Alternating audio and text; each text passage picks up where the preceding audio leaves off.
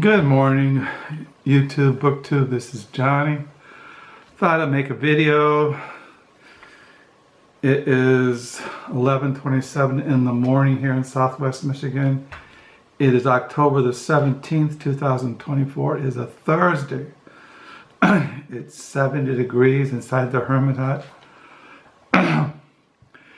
So, yeah, my wife is out making an encouragement call. Her and another lady go visit people who are basically shut-ins, or they're elderly, and they just go by and encourage them. So I'm sitting here, which is my mantra, and it's sunny outside, really nice fall weather. I keep telling myself I should get my camera, go for a long walk, and enjoy the fall colors before it's all gone. But for some reason, I just have this resistance. I don't want to go anywhere. Yesterday, I had my appointment with my psychologist. And we talked about many things. But one thing I've said to him over the years, I just don't want to go anywhere. I have no desire to go anywhere except heaven. Yeah, people get wanderlust. People our age who are elderly, let's go, they buy campers and they fly to Europe and they go visit their children or their grandchildren. And, I just want to stay here inside the hermit hut, writing in my diary, reading my books, and waiting for the second coming of Christ. I'm on page 863 for the year 2024. And I mentioned in my last video I was supposed to get some books coming in the mail, and one came this, usually I don't get any books delivered by Amazon in the morning, but I ordered this book just the other day from Amazon, and it came in the mail this morning along with some pens. And it's this book, The Notebook, A History of Thinking on Paper by Roland. I came across this book in Amazon, and it's right up my alley because that I describe myself in YouTube as a Christian bookworm and a diary writer. I've been keeping a diary journals since 1968 when I was in the 12th grade in Richmond, California. And of course, as I qualify that I didn't really start writing all the time until, I say around 1975. I always wrote. When I finished high school, I had a year, 1969, I was at Contra Junior College, and I took classes, and one of the classes I took was on psychology or something, and one of the things you had to do in that class was keep a journal. Well, I had been keeping a journal, and so I wish I had that journal, because I told you that when I left California in 1978 to go to Reformed Bible College, which is now Kuyper College in Grand Rapids, Michigan, I burned all my diaries, all my writings, everything. Because not only did I write diaries, but I collect underground newspapers. When I was in the 12th grade, the Vietnam War was still, the Vietnam conflict was never really declared a war. I was a conscious objector, so I had to write all these question and answers, why I didn't believe in fighting, and etc., etc., etc. And I had all these anti-war pamphlets and booklets and material. I had concert flyers, and I was like a pack rat, and I collected all this stuff. And I was in the green movement, ecology, when I was in high school, and then I became a Christian right after high school. The 1970, the Lord saved me, and I was involved in the Jesus movement there in Berkeley, in the San Francisco Bay Area, and I collected all this stuff. And I told you I used to have this tin, like sailor chest that I was under the house of my first foster parents, and it was a crawl space, and I stuffed that chest and maybe some boxes, and I would just every once in a while, if I had something, I just would go there in the crawl space and put it in there. And then over the years it moved. I told you I stored my diaries and stuff at different places. I won't repeat that, but so the point is, I've always been interested in notebooks, memoirs, diaries, journals, and when I left California and I burned everything, I immediately started writing again in 1978, and I still have. So I have diaries plus magazines and emails, and it just goes on and on.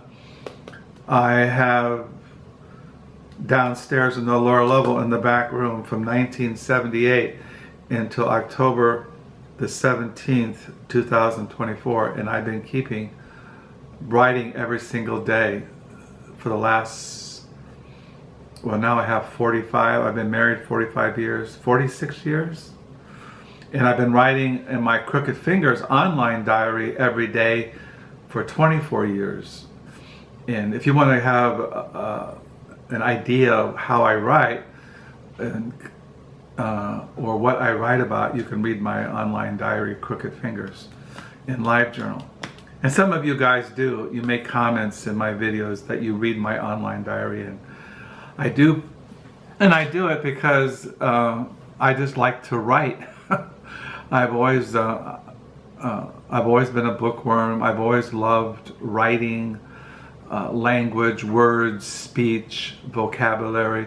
Even though I can't speak, I don't have a good vocabulary. I can't write. I don't know English. I don't know how to really write in a polished manner. But it's kind of like I'm a writer on the wrong side of the tracks. I'm kind of like a street person. I'm someone who's I came across somebody recently who was a writer, and they were never educated. They never went to college. They never were in a writing program. They just like to write. Well, you think a person like Jack Kerouac, or I don't know who else you could think of. So I got this book, a notebook, A History of the Thinking on Paper by Roland Allen this morning, and I got some pens from Amazon. I like these pens. They're called Pentel In-Gel Liquid Gel Pen 0.7. I just like these. I just found these about a year ago, and I really like them because when you're writing it in a diary or a moleskin or a notebook, you want a pen that flows, and you want paper that will not soak up ink. That's why over the years I've experimented with pens.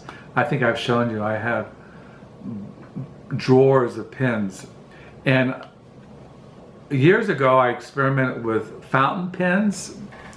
I've shown you my Monte Blanc fountain pen, but I found that it was messy. I'd get ink all over my hands. The ink would soak up the paper.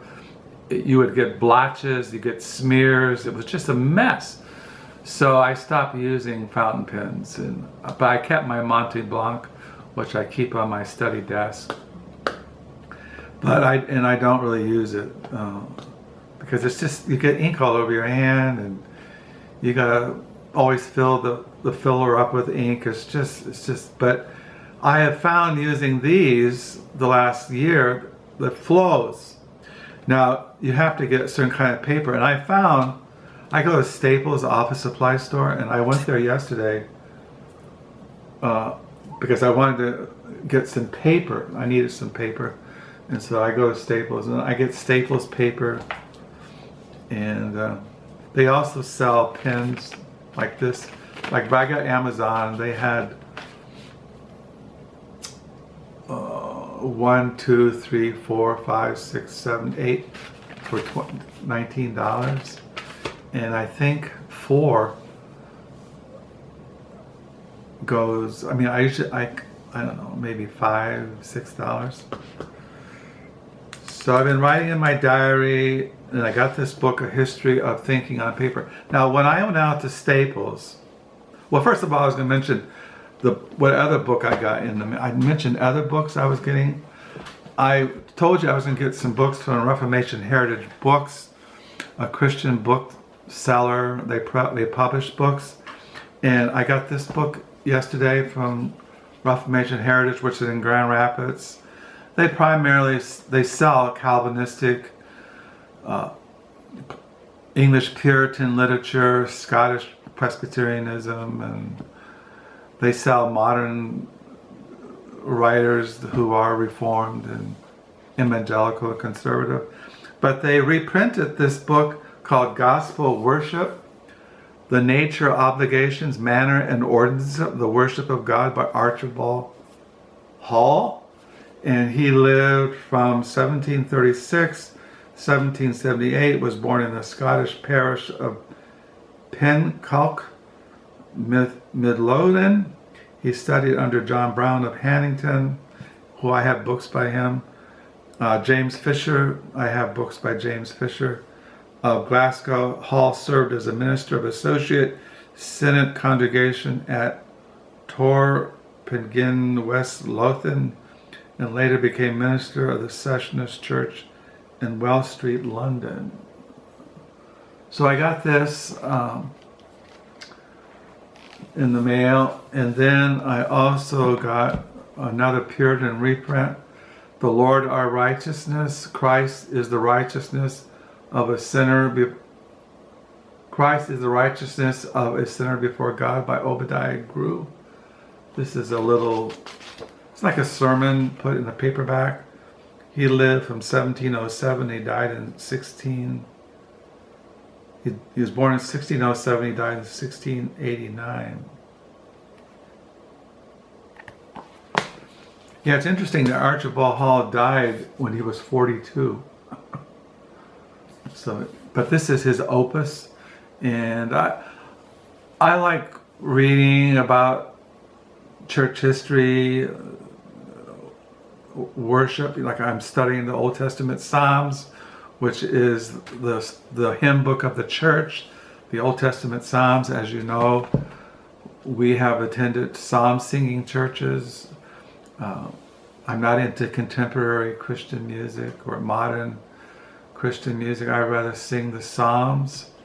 And among the Dutch Reformed, they sing Psalms not only in their worship, but in their family worship, their psalm singing.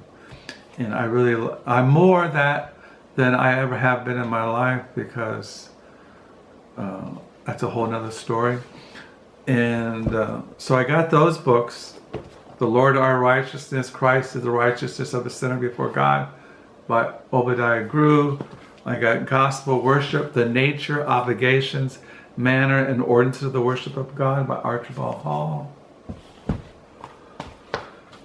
And I got the Notebook of a History of Thinking of Paper on Roland Allen. And then I did get another, I told you I was going to get another book by Robert Walser, and this is the one I got. I ordered another one used of a New York Review book that they published. The New York Review Classics has published 5 of Walser's books, and I'm a completist, and so I'm probably going to buy all of them. And I found one used this morning, short story collection in that New York Review Classics series. But I got this was published by University of Nebraska Press. It's called Speaking to the Rose, Writings 1912 to 1932 by Robert Walser. Selected and translated by Christopher Middleton. So I got that. And I was reading this last night before I went to bed. And I'm reading for devotions this morning, Ancient Wisdom for the Care of Souls, Learning the Art of Pastoral Ministry from the Church Fathers by Coleman, M. Ford, and Shawn J. Wilhite. Yeah, I'm reading the part here on the contemplative pastor, Gregory the Great. I've shown you over the past that they have they put a new translation out, a new edition of Gregory the Great's his exposition on the book of Job. I'll show that set again to you in near future, but so I'm reading that. So when I was out yesterday going to Staples, well, Staples is right next to thrift stores. I went to Goodwill, North Side, and I didn't find anything at Goodwill North Side, but I went to Salvation Army and I found 3 books at Salvation Army thrift store. And I found this book, The Last 100 Days by John Toland. John Toland is an historian, especially on the Second World War. I have 4 other books by him, and I didn't have this one, The Last Days, it's the last days of the Second World War. It says here, 100 stories fill out these 100 days, portraits, battle plans, ironies, feats of espionage, mass brutalities, insanity, diplomats, generals, soldiers, snipers, the cool and the fanatic, Hitler's horoscope, what General Eisenhower was reading on the morning of a surrender, Quisling's final auto ride, orders, counter orders, impatient statesmen, conflicting tragedies, the stench of fire and death, telegrams to Moscow, plunging armies, straggling refugees, in a fascinating and exhaustively researched detail. It is all here. So I got that. It was only like, 90 cents. And then I picked up at Salvation Army, Scientific Revolution, 1500 to 1800, The Formation of the Modern Scientific Attitude by A.R. Hall. My edition came out in 1956, but it's been reprinted. So, The Scientific Revolution, 1500 to 1800, The Formation of a Modern Scientific Attitude by A.R. Hall. And then I picked up at Salvation Army, I like travel memoirs, or about, even though I don't like to travel, I found this at Salvation Army, Disappointment River, Finding and Losing the Northwest Passage by Brian Castner. It's like Canadian history. He says here, Disappointment River is both a historical narrative and a travel memoir that at once transports readers back to the heroic age of North American exploration and places them in still rugged but increasingly fragile Arctic wilderness in the process of profound alteration by the dual forces of globalization and climate change. 14 years before Lewis and Clark, Mackenzie set off to cross the continent of North America with a team of voyagers and Chippewayan guides to find a trade route to the riches of the East. When what he found was a river he named Disappointment, Mackenzie died thinking he had failed. Then it goes on to discover the Northwest Passage. So I got this. And then on the way home, I stopped by Blue Stockings. They sell used books. I have in-store credit. I found this novel for 50 cents, The Ballad of Trenchmouth Taggart, novel by M. Glenn Taylor. It says here, National Book Critics Circle Award finalists, quoting the Houston Chronicle, stunning, fully realized, authentic, ambitious book that proves there's still passion, fire, and brilliance in an American novel. Always looking for new writers. I told you, if I see a novel that looks interesting, I'll buy it. Got this at Blue Stockings, American History, Cuba and American History by Ada Friedner, winner of the Pulitzer Prize. And then I picked up this memoir by, he's a very famous Chinese artist, sculptor. I can't pronounce his name. This is his name. Iwa, I can't pronounce his name, but it's his Memoirs, 1,000 Years of Joys and Sorrows, a memoir. Here's a picture of him. I've always enjoyed seeing his art. Well, I've mostly seen it on PBS and the internet. I've seen a documentary on him. And so this is his memoirs. I like memoirs, especially of artists, not only American artists, but Chinese, Japanese, French, German, Russian, it just goes on and on. Vietnamese, Japanese. So I found that. So yeah, I have a wide literary taste. I just don't read fiction. I read travel memoirs. I like reading the history of science, especially the whole idea of the scientific revolution. Just looks really interesting. Like reading, I'm not really a Second World War fanatic, but I do collect the works of John Toland. So that's why I picked this up. I usually don't buy books on the Second World War. I see a lot of them, but I collect John Toland. That's why I got this. And I like reading about South America, Central America, the Caribbean. I like reading about, I don't have any books on Cuba. I have some novels by Cuban writers and Cuban poets, but this is Cuba, an American History, and it won the Pulitzer Prize, and it was in perfect condition. It cost me, I think, $2. I had in-store credit. The price was $6, and I paid $2.12 for the books I just showed you. So that's it.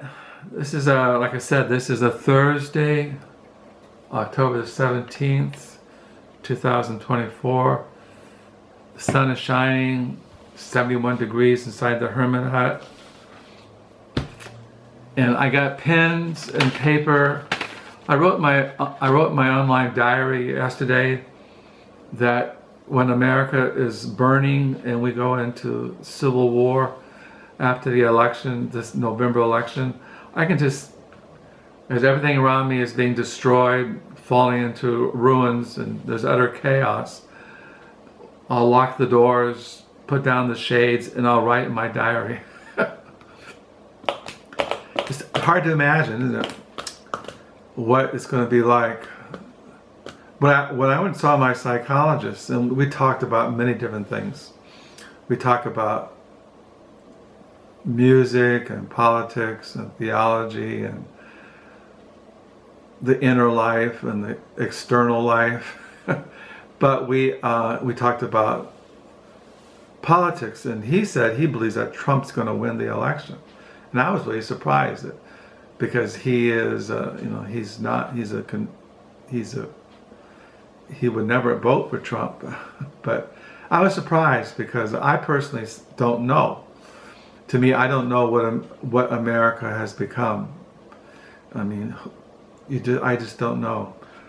But I was surprised. Around here, you see a lot of Trump signs, but you also see a lot of Harris for president signs in our neighborhood. So I don't know. I did get the new Godspeed You Black Emperor CD this week.